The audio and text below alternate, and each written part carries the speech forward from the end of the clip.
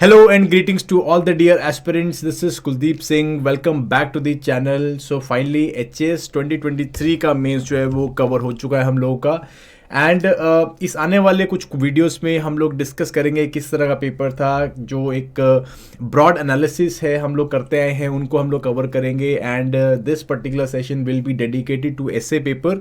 सो यहाँ पे हम लोग देखेंगे किस तरह के एसेज आए, क्या ट्रेंड चल रहा है, क्या एरिया से क्वेश्चंस निकल के आ रहे हैं और कौन से मोस्टली जो आपने इस एसेज हैं स्टूडेंट्स ने वो कवर किए होंगे, इनके बारे में हम लोग डिस्कस करने वाले हैं।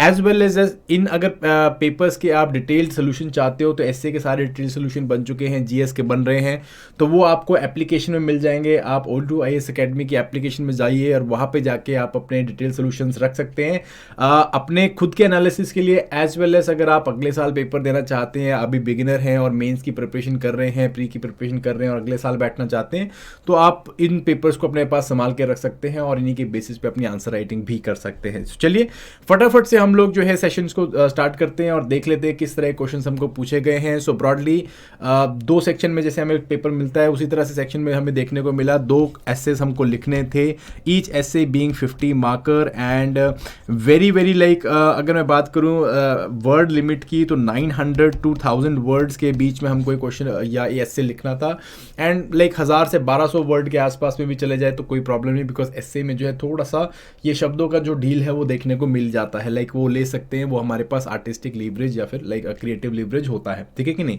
सेक्शन ए देखते हैं। अब यहाँ पे देखिए मैं एसेज पढ़ने से पहले एक ट्रेंड आपको बताना चाहता हूँ। देखिए हमने यूपीएससी में देखा कि 2021 ऑनवर्ड्स हम लोगों ने जो एसेज हैं वो फिलोसॉफिकल लेवल के एसेज देखने लग गए हैं, जो हमने 21 में, 22 में, देन 23 में भी हम लोगों ने इसको देखा। अब एसेज जो है they are more philosophical and बहुत ही कॉम्प्लेक्स आप कह सकते हो थीसिस या कॉम्प्लेक्स जो है स्टेटमेंट दी जा रही है जिसके ऊपर आपको एक थीसिस बिल्ड करना होता है and it requires you to move away from rote learning. ठीक है, जो हमने लर्न किया हुआ ना जीएस के अंदर कि भाई अगेन सोशल इश्यूज क्या है, पॉलिटिकल इश्यूज क्या है, इकोनॉमिक इश्यूज क्या है, जो हम लोग जनरली अपने मेंस के एसेस या मेंस के अपने आंसर्स में लिखते हैं, जीएस के आंसर्स में लिखते हैं, उन एरिया से हट के जो है यूपीएससी ये देखने की कोशिश कर रहे हैं कि कितना मेच्योरिटी है अंडरस्टैंडिंग का एक कैंडिडेट को, किस तरह से कितना ब्रॉडली कितने डिफरेंट डायमेंशन से एक पर्टिकुलर कैंडिडेट सोच सकता है, उसको चेक करने की कोशिश की जा रही है। अब लाइक एचएस में 2021 में तो ये नहीं हुआ, बट अगेन कमिंग टू 2023 का पेपर, 2023 के पेपर में आप इसे क्लियरली देख पा रहे हो कि भाई यहाँ पे जो टॉपिक्स पूछे जा रहे हैं these topics are focusing on the philosophical essays and जो सोशो इकोनॉमिकल essays हैं इन essays से बाहर निकला जा रहा है या इन essays से बेसिकली कंपैरेटिवली कम क्वेश्चन देखने को मिले हैं। सो फिलोसॉफिकल essay मैंने पहले ही बोला था, 2021 में भी बोला था कि भाई आप फिलोसॉफिकल essays को धीरे धीरे तैयार करना स्टार्ट करो। 21 में इतने नहीं पूछे थे, बट 22 का तो चलो पेपर हुआ ही नहीं, बट 23 के पेपर में जो है इस फिलोसॉफिकल essays का आपको डोमिनेंस देखने को मिला है। एक या दो क्वेश्चन छोड़ के मोस्ट ऑफ द essays और फिलोसॉफिकल essays, ठीक है जी।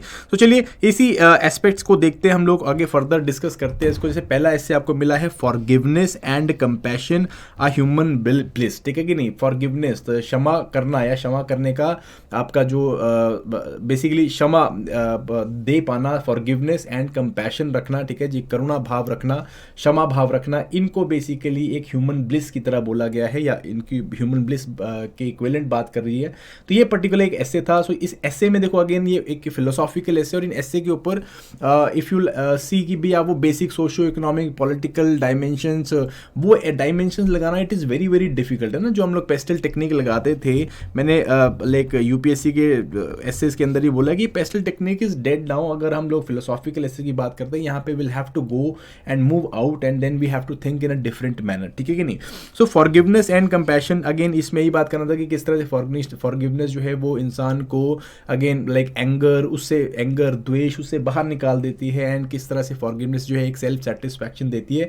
ये कहीं ना कहीं एक कंपैशन जो है basically what it is, compassion is करुणा भावना। दैट मीन्स आप दूसरों के प्रति जो है आप करुणा रखते हो, उनकी प्रॉब्लम्स को, उनकी सिचुएशन को समझने की कोशिश करते हो, ठीक है जी।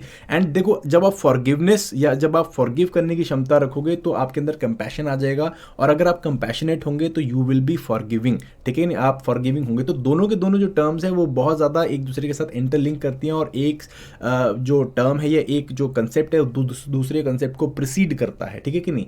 तो यही चीज़ आपके एस्से में होने वाली थी, ठीक है जी। If I have to say that basically WWH वाली टेक्निक आप यहाँ पे लगा सकते थे, व्हाट, व्हाई एंड हाउ, ठीक है जी। What is forgiveness, what is compassion, why they are important, how they are interlinked to each other, how it basically leads to human bliss. ये चीज़ आपको देखनी देगी, किस तरह से एक इंसान जो है एक भरपूर पूरा इंसान बनता है, एक आशावादी इंसान, एक आनंदपूर्णक इंसान बनता है। वो अगेन इट इज़ बिकॉज कि ये दो क्वालिटीज़ होनी चाहिए, ठीक है। सो कहीं ना कहीं एथिक्स का आपको थोड़ा बहुत एस्पेक्ट देखने को मिलेगा, और इस बार एथिक्स का क्वेश्चन भी हमें देखने को मिला जीएस में, बट फॉरगिवनेस एंड कंपैशन इसके ऊपर हमें थोड़ा सा लिखना, ठीक है जी। Next question, similar question, personality development through community service, ठीक है जी।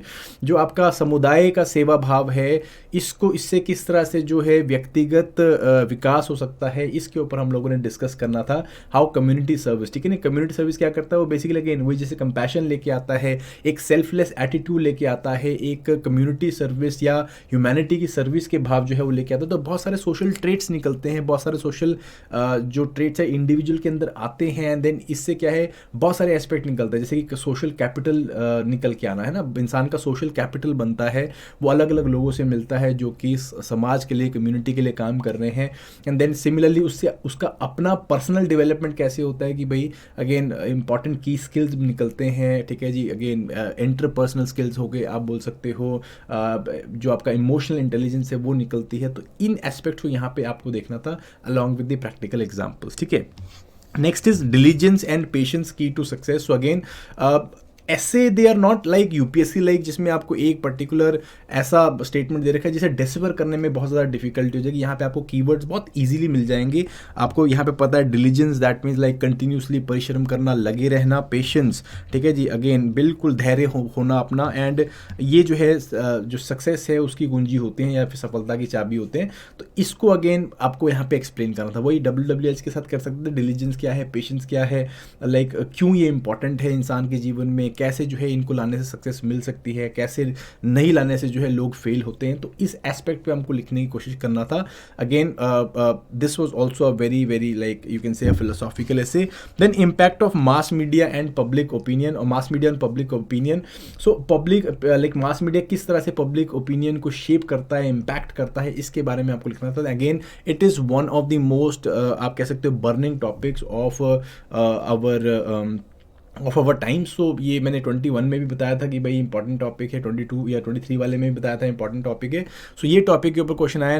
आई नो दैट लाइक अगर सेक्शन 1 की बात करूँ तो 90% ऑफ द कैंडिडेट्स इन्होंने सेक्शन 1 में यही इम्पैक्ट वाला एरिया या इस मास मीडिया के ऊपर लिखा होगा, बिकॉज मास मीडिया के ऊपर हमारे पास गवर्नेंस में रेडीमेड टॉपिक्स होते हैं, पॉइंट्स होते हैं, तो उन्हीं को आपने लिखा होगा, ठीक है कि नहीं। बट अगेन आपको यहाँ पे क्लियरली ट्रेंड समझने की जरूरत है। ट्रेंड ये है कि भाई हम लोग धीरे धीरे फिलोसॉफिकल एसेस की तरफ जा रहे हैं, एंड नाउ आपको थोड़ा बहुत जो है फिलोसॉफिकल एसेस के ऊपर फोकस बनाना कोशिश करना है, ठीक है कि नहीं। मैंने आपको यहाँ पे लाइक जो मैंने यूपीएससी में सीरीज ली थी, एचएस में भी ली थी, तो वहाँ पे मैंने आपको बताया था लाइक की एरियाज क्या होते हैं इससे कि आपको इन एसेस में धीरे धीरे क्या है सेंट्रल थीम को डेवलप करना है, आइडियाज़ को ब्रेनस्टॉर्म करना है, आउटलाइनिंग करनी है। आपका जो भी कंटेंट है उसे किस तरह से आप इंट्रोडक्शन में डालोगे, क्या कंक्लूजन में डालोगे, कैसे जो है आपको बॉडी बनानी है, उस तरह से आपको लिखना है। एंड आई होप जिन्होंने यहाँ पे पेपर दिया है मेंस में उन्होंने इसी तरह से लिखा भी होगा, एंड जो लोग आगे इसको करना चाहते हैं तो वो भी इसी आइडिया पे लिखें। ऊपर आई बटन में मेरी जो है एसे सीरीज आ रही होगी, प्लीज़ उसको एक बार देखिएगा, आपको काफ़ी इंपॉर्टेंट पॉइंट्स मिलेंगे with respect to that how you can write a good essay guys, ठीक है जी। नेक्स्ट सेक्शन हम लोग देख लेते हैं। सो यहाँ पे भी you will see that again apart from one only, like एक आपका सेक्शन छोड़ देते हैं online banking pros and cons, ठीक है जी। तो इसके क्या फ़ायदे क्या नुकसान हैं, क्योंकि हम लोग देख रहे हैं ना, हम लोग डिजिटल इंफ्रास्ट्रक्चर का पैक है, हम लोग लाइक नॉट ओनली इंडिया, हमने एक बहुत यूनिक डिजिटल इंफ्रास्ट्रक्चर पैक बनाया जहाँ पे हम लोगों ने बेसिकली यूपीआई पेमेंट इंटरफेस बनाया है, उसके ऊपर जो है एनपीसीआई का जो बैक एंड आर्किटेक्चर है ना, पेमेंट आर्किटेक्चर है वो बनाया। और ना सिर्फ हम लोग यूज़ कर रहे हैं, हम लोग दूसरी कंट्री के साथ जाके भी MOU साइन कर रहे हैं, जैसे हमने यूएई के साथ किया, फ्रांस के साथ किया, और बहुत सारी कंट्रीज के साथ साइन किया है, ठीक है कि नहीं।